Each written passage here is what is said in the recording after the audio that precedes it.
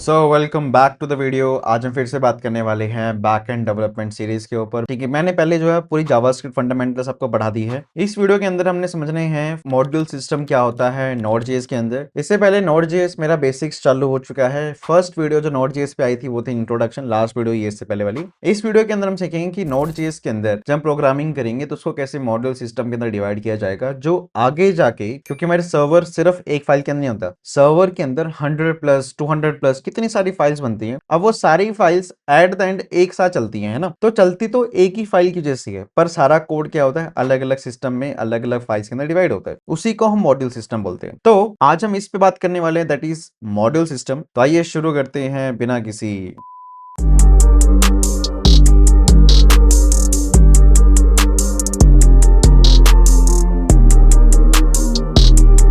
तो देखो भाई, मॉड्यूल होता क्या है, मॉड्यूल क्या होता है क्या नहीं होता, उस पर हम बात कर लेते हैं आज। देखो, लेट्स सपोज मेरे पास 100 लाइंस ऑफ कोड हैं जो एक स्पेसिफिक टास्क के लिए काम कर रही हैं। अब जब वो स्पेसिफिक टास्क के लिए काम कर रही है तो उसके अंदर लेट्स सपोज 5 सब फंक्शनैलिटीज है। अब मैं क्या कर सकता हूँ, या तो मैं पूरे कोड को एक ही फाइल के अंदर रखूँ, नहीं तो मैं क्या करूँ, जो सब फंक्शनैलिटीज है उनके लिए अलग अलग फाइल बनाऊं और उन सब चीजों को एक्सपोर्ट करके इंपोर्ट कर लूं मेन फाइल के अंदर। तो होगा क्या, मेरी मेन फाइल रन करेगी और वो अलग से उन पांचों फाइल्स को अलग अलग कोड वहां से पिक करेगी और करेगी। तो इससे क्या है, कोड की मैनेजमेंट बढ़ती है और इसी को हम मॉड्यूल सिस्टम बोलते हैं, जिसमें हम अपने कोड को मल्टीपल फाइल्स के अंदर डिवाइड करते हुए चलेंगे। ठीक है, डिवाइड करेंगे, जहां पे जरूरत होगी जिस कोड की उसको वहां पे एक्सपोर्ट करके इंपोर्ट कर लेंगे। ठीक है, बहुत सिंपल है। करके देखते हैं कि नोड.जेएस के अंदर मॉड्यूल सिस्टम काम कैसे करते हैं। ठीक है, अब जैसे कि मैंने एक फोल्डर बना दिया सेशन 2 22 अगस्त 2025, आज की वीडियो रिकॉर्डिंग हो रखी है तो मैं इस नाम से बना रहा हूँ। ठीक है, अब लेट्स सपोज मेरे पास एक मेन फाइल है index.js। ऐसा कुछ नहीं है कि मेन फाइल का नाम ये होना चाहिए, कोई भी फाइल हो, बस हम आपको बता रहे हैं कैसे करना कैसे। ठीक है, ऐसी सेशन 2 के अंदर एक और फाइल बना ली मैंने sample.js।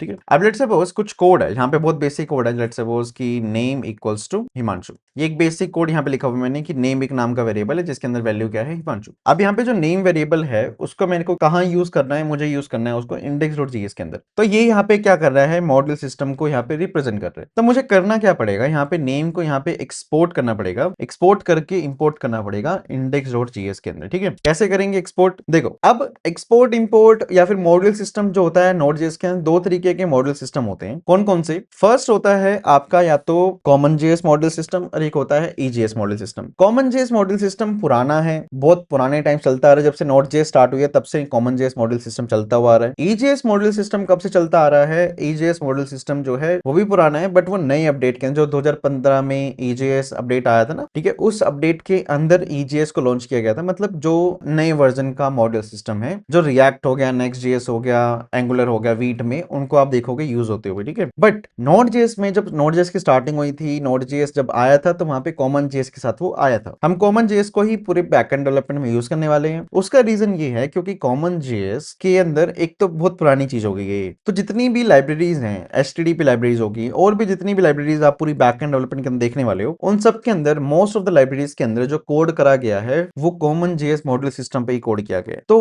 कुछ लाइब्रेरीज जो हैं वो सपोर्ट नहीं करती ईजेएस मॉड्यूल सिस्टम को, इसलिए हमें क्या करना पड़ेगा, कॉमन जेएस मॉड्यूल सिस्टम को यहाँ पर यूज करना पड़ेगा। वो करके दिखाऊंगा। अभी जो आपको सामने करने वाला हूँ वो एक कॉमन जेएस का एग्जांपल होगा। ठीक है, जैसे कि मैंने यहाँ पे let name equals to Himanshu करा। अब मेरे को यहाँ पे नेम वेरिएबल जो है मुझे कहाँ एक्सेस करना है, index.js के अंदर। तो मैं यहाँ से नेम वेरिएबल को एक्सपोर्ट करूंगा, कहाँ यूज करूंगा, index.js के अंदर। कैसे एक्सपोर्ट करूंगा, देखो एक्सपोर्ट करने के लिखेंगे module dot exports equals to name. अब यहाँ पे क्या हुआ कि जो नेम है यहाँ से क्या हो गया है, एक्सपोर्ट हो चुका है। अब मुझे क्या करना पड़ेगा, index.js में उसको रिक्वायर करना पड़ेगा। कैसे करेंगे रिक्वायर, ऐसे ही किसी भी नाम से आप लिख सकते हो रिक्वायरमेंट। ठीक है, यहाँ पे मैंने एक वेरिएबल बनाया है नेम, या फिर आप यहाँ पे लिख सकते हो डेटा भी लिख सकते हो, let data equals to require sample.js। ठीक है, मैंने लिखा यहाँ पे let data equals to require sample.js file. ठीक है, अगर मैं यहाँ पे कॉन्सोल कर देता हूँ डेटा को, तो आपको यहाँ पे क्या होगा, यहाँ पे आपको दिखेगा कि यहाँ पे ये नेम वेरिएबल जो है उसके अंदर जो हिमांशु है यहाँ पर आ चुका है और डेटा के अंदर क्या है, वो एक ऑब्जेक्ट यहाँ पे आपको दिखेगा। ठीक है, देखते हैं। तो नोड के थ्रू मैंने index.js को चलाया, जो क्या करेगा, जो भी डेटा वहां से एक्सपोर्ट हो रहा है उसको रिक्वायर करके कहां स्टोर करेगा, डेटा के अंदर, और कौनसल लोग करेंगे जब डेटा को, तो यहाँ पे आपको दिखेगा हिमांशु यहाँ पर आ रहा है। ठीक है, तो यहाँ पे हुआ क्या कि मैंने क्या करा, नेम वेरिएबल को यहाँ पे एक्सपोर्ट कर दिया। बहुत रेयर केसेस में होता है कि पूरी फाइल से एक ही चीज एक्सपोर्ट हो रही हो, बहुत चीज होती है कि आप मल्टीपल चीजें एक्सपोर्ट करते हो एक फाइल से। ठीक है, तो let name two equals to let suppose happy, मेरा दूसरा नाम हैप्पी है, आप बोल सकते हो। ठीक है, अब मेरे को नेम टू को भी एक्सपोर्ट करना है, तो यहाँ पे सिर्फ नेम तो एक्सपोर्ट हो चुके हैं। अगर अब मुझे नेम टू भी एक्सपोर्ट करना हो तो तब मुझे यहाँ पे कर्ली ब्रेसेस के टाइम पे आना पड़ेगा, नेम कॉमा नेम टू मुझे यहाँ पे लिखना पड़ेगा, ठीक है। और भी तरीके से आप एक्सपोर्ट कर सकते हो, ये एक तरीका है। अगर आपको एक से ज्यादा एक्सपोर्ट करने हैं तो यहाँ पे लिखोगे आप कर्ली ब्रेसेस के अंदर एक ऑब्जेक्ट बना के नेम कॉमा नेम टू। अब होगा क्या, जो भी इनकी वैल्यूज होंगी वो एक्सपोर्ट हो चुकी है। देखोगे आप डेटा को, अगर आप यहाँ पे कंसोल कराते हो फिर से index.js को चला रहे हो आप, नॉट index.js, तो यहाँ पे आपको क्या दिखेगा, डेटा के अंदर एक ऑब्जेक्ट बन चुका है दोनों वेरिएबल्स को कंबाइन करके, ठीक है, क्योंकि आपने अब क्या करके कंबाइन करके एक ऑब्जेक्ट एक्सपोर्ट करा है अल्टीमेटली, ठीक है। तो इस तरीके से आप क्या कर सकते हो, एक से ज्यादा चीजें एक्सपोर्ट कर सकते हो। ये होता है कॉमन जेएस के अंदर। अब आप क्या कर सकते हो, दूसरा वे क्या है मॉड्यूल सिस्टम में, कॉमन जेएस के अंदर ही दूसरा तरीका है exports dot name equals to Himanshu लिख दो। तो इस तरीके से क्या होगा, जो भी नेम के अंदर है वो ऑटोमेटिकली एक्सपोर्ट हो चुका है, ठीक है। लेट्स सपोज कोई दूसरी चीज है तो उसमें आप क्या लिखोगे, एक्सपोर्ट्स डॉट, आप कई बार ऐसे कोड देखोगे इसलिए बता रहा हूं मैं, name two equals to happy, ठीक है, आपने लिखा। अब यहाँ पे क्या हो चुका है, नेम टू भी एक्सपोर्ट हो चुका है। index.js में जाओगे, फिर से node.js इंडेक्स को रन करोगे तो यहाँ पे देखो फिर से वही ऑटोमेटिकली इसने ऑब्जेक्ट में कंबाइन करा दोनों को, यहाँ से एक्सपोर्ट हो चुका है, यहाँ पे इंपोर्ट हो चुका है एक ऑब्जेक्ट के अंदर। अगर आपको यहाँ पे यूज करना है, डेटा क्या है, एक ऑब्जेक्ट है, तो आप यहाँ पे लिखो डॉट नेम, लिखोगे डेटा डॉट नेम, तो यहाँ पे देखो हिमांशु आ गया। और यहाँ पे लिख दूं अगर मैं डेटा डॉट नेम टू, तो यहाँ पे देखोगे आप हैप्पी भी आ चुका है, हिमांशु और हैप्पी दोनों आ गए। इसको बोलते हैं कॉमन जेएस मॉड्यूल सिस्टम, ठीक है। इसके थ्रू आप मल्टीपल चीजों को क्या कर सकते हो, अब मल्टीपल, जैसे फंक्शन बनाया उसको अलग फाइल के अंदर रख दिया, कुछ और चीज बनाई, कोई ऑब्जेक्ट बनाया तो उसको अलग फाइल के अंदर रख दिया, कोई वेरिएबल बनाया उसको अलग फाइल के अंदर रख दिया। अब आप क्या कर सकते हो, अपने कोड को मल्टीपल फाइल्स के अंदर डिवाइड कर सकते हो, जैसा आप चाहो वैसे आप कर सकते हो, अपने कोड को प्रॉपर्ली स्प्लिट कर सकते हो और मैनेजमेंट को वहां पे आप इंक्रीज कर सकते हो using common JS module system, ठीक है। अब दूसरी चीज क्या होती है, वो होती है ईजेएस मॉड्यूल सिस्टम, ठीक है। ईजेएस मॉड्यूल सिस्टम के लिए आपको करना क्या पड़ेगा, मैं एक बार सारा कोड यहाँ पे कंबाइन कर देता हूँ, आपके सामने ही है, ठीक है। ऐसे ही आपको बताता हूँ कि सेटअप क्या करना पड़ेगा। ईजेएस मॉड्यूल सिस्टम के लिए आपको क्या करना पड़ेगा, सबसे पहले एक छोटा सेटअप करना पड़ेगा अपने फोल्डर स्ट्रक्चर के अंदर, जहां से भी आप मॉडल सिस्टम चला रहे हो। जैसे यहाँ पे हम चला रहे हैं मॉडल सिस्टम ना, तो यहाँ पे एक पैकेज डॉट जेसन फाइल बनानी पड़ेगी, और एक जेसन फाइल के अंदर बताऊंगा आगे जाके जब हम सर्वर डेवलपमेंट शुरू करेंगे तो वहां पे बनेगी ये file package dot JSON file. अब पैकेज डॉट जेसन फाइल के अंदर आपको करना क्या है,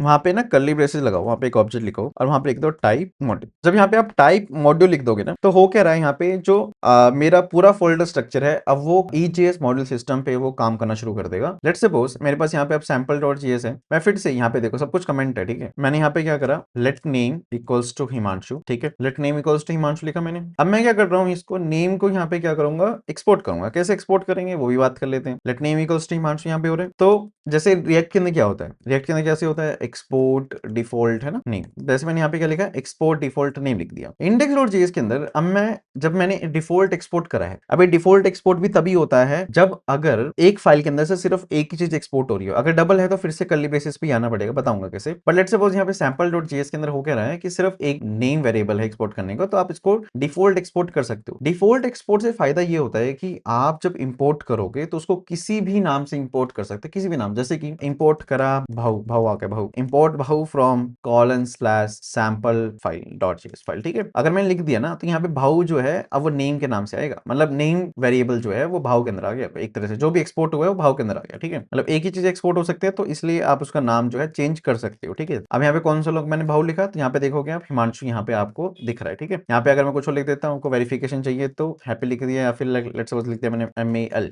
ठीक है। This is how EJS model system works, ठीक है। ईजेएस करने से पहले आपको समझना है कि ईजेएस मॉडल सिस्टम करने से पहले आपको एक पैकेज डॉट जेसन फाइल बनानी है। वो जेसन फाइल के अंदर आपको एक ऑब्जेक्ट बनाना है, उसके अंदर क्या लिखोगे आप, टाइप मॉड्यूल लिखोगे। जब तक आप ये चीज नहीं लिखोगे तब तक आपकी फाइल्स के अंदर ईजेएस मॉडल सिस्टम काम नहीं करेगा, ठीक है। अब लेट्स सपोज मल्टीपल फाइल्स है, जितनी मर्जी फाइल्स है उससे कोई दिक्कत नहीं है। आप जैसे लेट्स सपोज सैंपल है तो सैंपल 2.js बना दी मैंने, ठीक है, और सैंपल 3.js बना दी मैंने, सैंपल 4.js, जो भी बनाओ आप, जो भी मर्जी आप एक्सपोर्ट इंपोर्ट करो, कोई फंक्शन हो गया, कोई वेरिएबल हो गया, कोई ऑब्जेक्ट हो गया, जो मर्जी हो आप उनको बनाओ। जैसे कि लेट्स सपोज मैंने यहाँ पे लिखा हुआ लेट पर्सन, अब पूरा का पूरा एक फोल्डर के अंदर है और उसके अंदर पैकेज डॉट जेसन के अंदर या टाइप मॉड्यूल चल रहा है, तब ये वही यूज कर पाएगा, ठीक है। Let person equals to Himanshu, ठीक है, मैंने एक ऑब्जेक्ट बना दिया यहाँ पे। अब यहाँ पे अगर मेरे को इसको एक्सपोर्ट करना तो एक ही चीज है, तो मैं क्या कर सकता हूँ, एक्सपोर्ट डिफॉल्ट पर्सन लिख दिया मैंने, ठीक है। अब क्या करूँ, इंडेक्स डॉट जेएस के अंदर अब सैंपल टूल से मंगाना है ना, तो यहाँ पे लिख दो इंपोर्ट रिएक्टिव कोड, किसी भी नाम से कर सकते हैं ना क्योंकि वहां पे default export, import reactive code from dot slash sample to dot JS, ठीक है, कंसोल लॉग रिएक्टिव कोड, ठीक है। जैसे आप अगर यहाँ पे लिख दोगे, अब यहाँ फिर से चलाऊंगा तो यहाँ पे देखो नेम और जो ऑब्जेक्ट आपने बनाया था सैंपल टू के अंदर, पर्सन ऑब्जेक्ट बनाया था, उसके अंदर क्या था, नेम हिमांशु, देखो नेम हिमांशु ऑब्जेक्ट जो है यहाँ पर आ चुका है, ठीक है। आई होप आपको क्लियर होगा। इसको बोलते हैं ईजेएस मॉडल सिस्टम। ये नहीं यूज करना, कॉमन जेएस पे आना है आपको, आप यहाँ पे जाके पैकेज index.json में से इसको हटा दो, ये फिर से कॉमन जेएस पे शिफ्ट हो जाएगा जो पुराना मॉडल सिस्टम था, ठीक है। अब लेट्स सपोज सैंपल 3 के अंदर कोई फंक्शन है, सैंपल फॉर्मेट के अंदर कोई फंक्शन है, सैंपल 5 के अंदर कोई फंक्शन है, जो भी है अब उसको आप एक्सपोर्ट इंपोर्ट कर सकते हो, ठीक है। अब लेट्स सपोज दो चीजें एक्सपोर्ट करनी है, ईजीएस के अंदर एक से ज्यादा चीज एक्सपोर्ट करनी है, तो कैसे करेंगे? तो कोई नहीं, बहुत सिंपल है। लेट्स सपोज दूसरा एक ऑब्जेक्ट है, लेट्स सपोज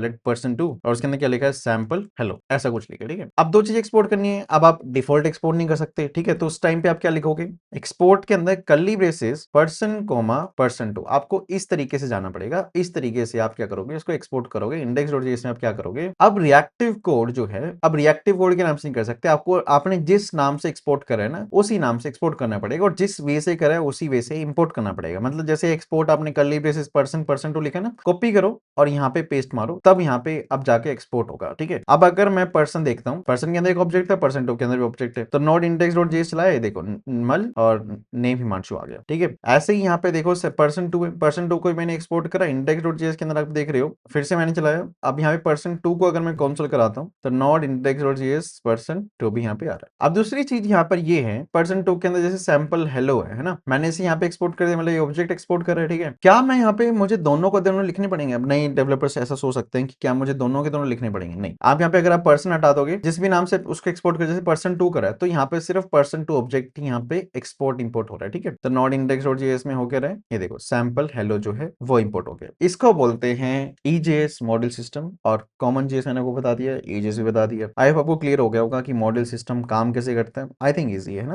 ओके, तो ये हमारा क्या था, मॉडल सिस्टम था। आप जाइए और इसको समझिए, पहले इस पे जाके प्रैक्टिकल करिए। अभी मैं नेक्स्ट वीडियो रिकॉर्ड करता हूँ, उसके अंदर हम कोर मॉड्यूल्स पढ़ेंगे, कुछ कोर मॉड्यूल्स कैसे काम करते हैं नोड.js के अंदर, जैसे FS मॉड्यूल, OS मॉड्यूल हो गया, HTTP मॉड्यूल हो गया, ठीक है। उनको सीखेंगे, समझेंगे कि कैसे काम करते हैं। टिल देन बाय बाय बोलेंगे हम, ठीक है। और साथ में अगर आपको फिर भी मेरा कोर्स ज्वाइन करना चाहिए, कोर्स लिंक मेरे डिस्क्रिप्शन में है, इसी वीडियो डिस्क्रिप्शन में जाइए, उसे एक्सप्लोर करिए, फिल करिए। मैं आपको पर्सनली कॉन्टैक्ट करूंगा। अंडरस्टैंड करिए, पर्सनल मेंटरशिप से आपको बहुत फायदा होने वाला है, आपको पता ही है, ठीक है। Okay, bye bye.